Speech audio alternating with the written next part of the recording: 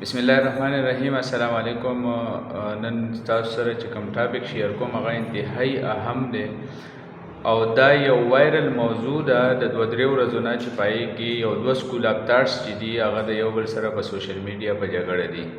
یو سکول اف تاټ چې دی هغه کریټیسایز کوي او هغه دا وایي چې د استاد مرتبه چې دا ډېره زیاته لویه ده. استاد مقام چې یا د معلم دی هغه کې او د معاشرې په یو بل سړي کې ډیر زیات فرق دی.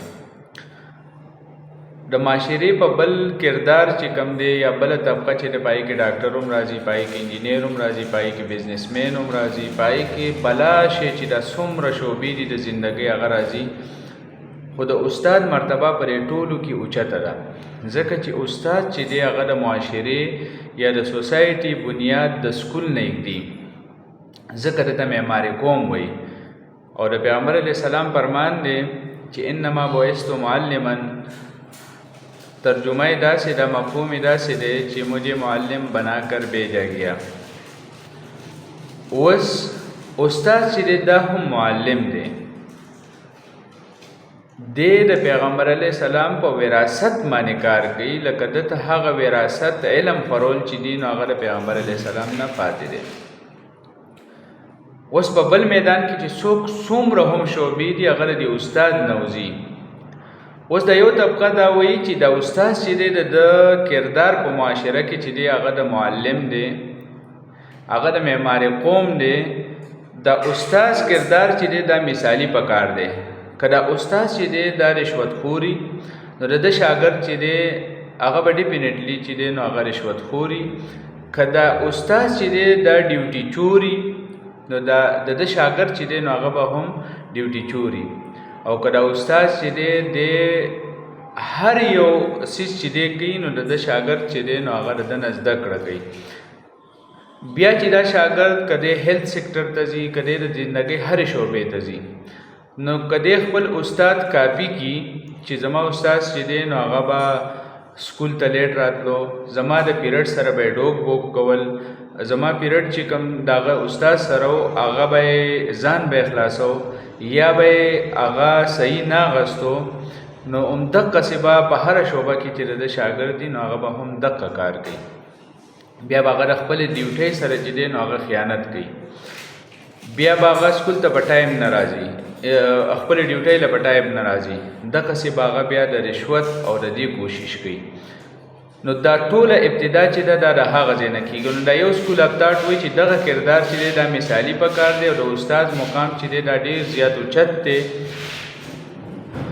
او کدیو بیا اگزام سیکټر ته ځي یا هر څه ته ځي، خاص کر د ریزلټس چې کوم دغه راغلی د هغې نه پس دا بحث شروع دی. نو دا یو طبقه وایي چې دا استاد چې دی په معمولي پیسو باندې خرڅ شي او دې چې دی نو د نقل او د دې څیز د پیداوار چې دی د هغې د وجې زموږ د سوسایټي زیاته وروستو روانه ده او خلک چې دی نو ماشومان چې دي د هغونه د محنت جذبه چې ده نو هغه ختمه شوې ده. اوس په دې کې هم د دقه استاد کردار دی. اوس په دې ټیم کې چې استاد د نقل پرېښودو لپاره معمولی شان هم رشوت والی، روټۍ په شکل کې یا د چکرو په شکل کې، نو دا شاګرد چې د میټرک نه پس وځي دغه ټایم کې د بلډینګ کېږي. نو هغه بیا دا په ذهن کې چې لکه ته هر یو ناجایز کار کوي نو هغه ته په معمولي پیسو باندې کولی شي یا په روټۍ باندې، نو دغه ځای نه تا د هغه په ذهن سازی کې دا واچوله چې دا دغه څیزونه. دا یو سکول اف تاټ وایي چې دا څیزونه بالکل نه دي پکار. د استاد له هغه کردار پکار چې معاشره یو ښه طرف ته بوځي.